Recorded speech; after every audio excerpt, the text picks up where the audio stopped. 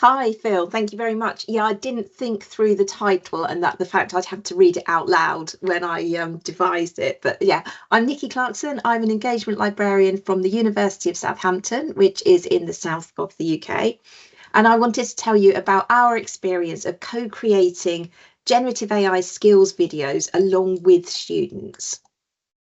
So I think at Southampton, we're very fortunate that the university is excellent at bringing everybody together. So we have one united approach to generative AI. We've got a generative AI working group. And basically, the policy in a nutshell is to students, don't outsource your thinking to generative AI. The working group released an internal report in February this year, highlighting the importance to students of understanding the strengths and weaknesses of generative AI. So rather than saying, don't use it, saying, this is what it's good for, this is what it's not so good for, this is what you shouldn't use it for, i.e. writing your stuff for you. And they gave us the generative AI working group gave us the green light to take on 3 strands to enhance our library research skills guidance to students. So library research skills, things like finding and evaluating information. The first of these strands is the one that I'm going to talk about today, and that's creating a new learning object to help students with critical thinking about using generative AI for searching for material, whether that's academic or general searching. We also had smaller projects to review the generative AI guidance in our existing evaluating information guides and update our referencing guidance to incorporate generative AI, although that is mostly, this is how you should acknowledge generative AI, because there's very few cases where people will actually be referencing Gen AI. And our timeline for delivery, considering we started beginning of June, was to have these things in place ready for the 1st of September 2024. So they'd be in place for the start of the new academic year. And they were owned by the Digital Literacy Group, which is part of the library. This is what we didn't want when we were putting our learning object together. So we talked about formats, and we decided that what we wanted was something short and snappy that would engage students. So we decided that videos would be a really good format. But what we didn't want to do is create the videos ourselves and be very much, how do you do, fellow kids? And the best way that we found from experience to mitigate that is to work with students right from the start to co-create the content. So we have had experience of this. A couple of years ago, we had students working with us to create this library journey, including recording a video that is in the first column there. And then in 2024, we had 2 interns who spent blocks of time within the library. So the first, Pardeep worked with our digital scholarship team to do a project including photography and drone footage. And we had Katie, who worked with our Connecting Collections team to create an online guide and a physical display in our main campus library to help make students who were new to higher education feel confident and settled at university. And then when it came to recruiting the students to work with us for the generative AI videos, the timing was perfect because our Centre for Higher Education Practice had student interns at the time, and they were able to offer up some of those students' time to us. So we spoke to the students, we said, this is what we would like to create. Is anyone interested? 5 of the students said yes, and they had different levels of involvement because it depended very much on what workload they'd already taken on and the length of their internship, how much time they had left. After meeting with the initial group of students, we discussed between us what we wanted to achieve, and then I sent out a briefing note to them just to be sure we all knew exactly what we were working towards, and that was to develop and produce video guidance for students on the use of generative AI tools for searching. They did some benchmarking with us. So this was done over email. We'd given them some benchmarking that one of my colleagues had done and said, what from this do you think is good that other universities have for their students? And what is not so good? What should we incorporate? And that was excellent. We learned lots from that. And then the most important one was co-creating scripts for 3 or 4 short videos.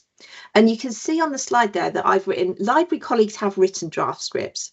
When I first talked to the students, I said to them, would you like to create videos from scratch, or do you want something to build on and edit? And they looked at the content that I'd created some draft scripts at this point, just so they had something to look at. And they basically went, oh, we don't know all of this. Yes, please, can we just adapt your scripts? So that really showed that there was this genuine need for this learning object that told students what would be good ways to use generative AI when they're searching and what wouldn't be. And the key one is that almost all of the students that we spoke to thought you could use things like ChatGPT as a general search engine. So you could type in your research question and it would give you a list of sensible, genuine, valid answers. And if you asked for references, they would be real references. And they were really surprised to find that wasn't the case. So they weren't deliberately, we found that students weren't deliberately misusing generative AI. They just didn't understand how they should be using it and where it was going to cause them problems in the long run. So the key bit was students editing the script so it had the student voice rather than my middle-aged librarian voice, because we wanted the videos to be useful. That's what we were creating them for.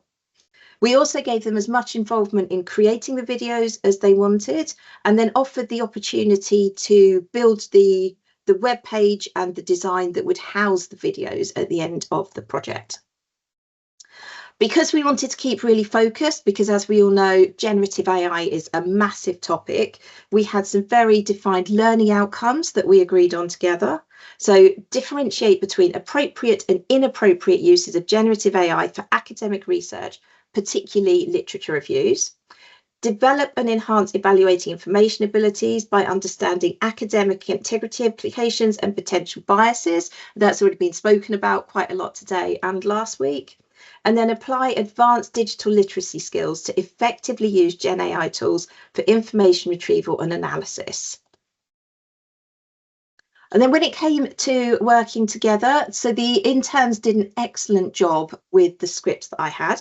And then one of the students came through to do the video recording with me. So she was happy to be in front of the camera, which was amazing because she was brilliant at it. And then I did the recording. We made edits to the script as we went because we found that some things that worked really well on paper didn't translate to being read out loud. So we were very dynamic in making sure that Chloe's true voice came through when we were talking. And then we recorded the final videos. We just had a 30-minute session. We went to different locations within our main campus library, so the students would recognise the backgrounds, recorded the sessions, recorded the videos, and then I went back and edited them using free software, corrected the captions, and then Chloe signed them off. So she approved the final versions before we released them. And this is what it looks like. And there should be here an image of the learning object itself, but because I trusted ThingLink's integration, it isn't showing. So these are just screenshots from the 3 videos. We had an introduction one that was 50 seconds, biases and inaccuracies is 2 minutes, and then evaluating information and research specific tools is 4 minutes, broken down into different chunks so the students can clearly see what we're talking about at each time. And then this is our new web page that we sat the videos within. And this is the top of what the learning object should look like. I asked Chloe what she thought about working with us, and she basically was really positive about the whole thing. She said she learned loads, not only about generative AI, but also about the process of writing the scripts, editing, producing the videos, watching me edit the videos. And she felt that it was really useful, really helpful to have students co-create with us to help bridge the gap between the students and the university, keep the students' attention, and the opportunity to include personal anecdotes hopefully really means that the videos come to life and are meaningful to her peers. Overall, I would say it was a great success. Working with the student interns was brilliant throughout. They were so helpful. I upskilled some of my digital skills. We delivered the web page and the videos ahead of schedule. And most importantly, the students are watching the videos and they are reading the web page. So I think I checked the other day, and since the start of October, we'd had over 2,200 views of the page. We definitely plan to keep working with students in future to co-create content. And what my wish list would be is more students, a diverse range of perspectives and different levels of study, different disciplines, different fields from across the entire university. And Well, also, if we had more time with the students, we'd be able to have greater opportunity for knowledge exchange. So, for example, not only could the students get engaged with helping with the video editing or taking over the video editing, but they'd be able to share their skills with us. So I know that some of the students in the groups have really successful TikTok channels. And this is the sort of thing, those really short, snappy videos that we can learn from students how best to create content in a way that other students will want to look at it. So overall, really, really positive, and I'm so pleased that I had the chance to work with our wonderful students, and I can't wait to do it again. And that was all I wanted to say. Oh, amazing. Thank you so much, Nikki. That's a really great project. I really enjoyed listening to that, just kind of how you kind of working with the students. It's so many great tips there as well. Great engagement with the videos as well, over 2,000 views. That's incredible. And I think it's just a sign that you've obviously done things well and you've done things right, you and the students. I had one question, if that's okay. In terms of the videos, did the scripts change much from kind of your initial drafts to kind of the end product? I know you said that you kind of, between you then kind of redrafted scripts, and then sometimes it even changed when you were filming it. I was just wondering how much it changed. Yeah, I didn't do too bad a job. I do have a 19-year-old and a 17-year-old. So I am slightly in touch with teenagers and how they talk. I think I'd put too much into the scripts. So the students were really useful in going, this is nice to know, but it's not essential. So they were great at getting the scripts to something that someone would be willing to watch. So I saw there's a question in the chat against the length of the videos. The introduction one was 50 seconds, and we'd managed, working with the students, we'd managed to halve that. It started off at a couple of minutes, and then they were like, no, some of this is extraneous, we can get rid of this. And then the second video was 2 minutes. That was the one that we chucked the a big chunk of information about biases. We went, nope, that doesn't sit in here. This is too granular. The students don't need to know this level of detail. And then the fourth video was 4 minutes long, which again, I think we got down from about 6 minutes. So it was really helpful that the Chloe's voice definitely came through the strongest, because it was Chloe that was reading out the scripts. But yeah, the whole process right from the start, just seeing how students viewed some sentences, the way that I'd written them, and they're like, let's just rephrase this slightly, and they did it in such a genuine, tactful way as well. It was really lovely. I love the kind of the angle of asking students if they wanted to help with the filming side of it as well, because that's a nice way to kind of help students develop skills outside of kind of the obvious there. So that was really great. And I think having two kind of older children has clearly helped you.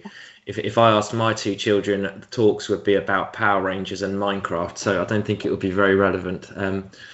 But yes, no, that was great. Thank you so much. We probably have lots more questions in the chat, but we have reached time. So Nikki, if you have time, if you wouldn't mind having a look through, or if you have to dash off, we can get those questions to you. But thank you again so much for your talk today. It was really great to see. And I don't know if Chloe's here, but if she's not, can you pass on our thanks and tell her she's doing a great job? So yeah,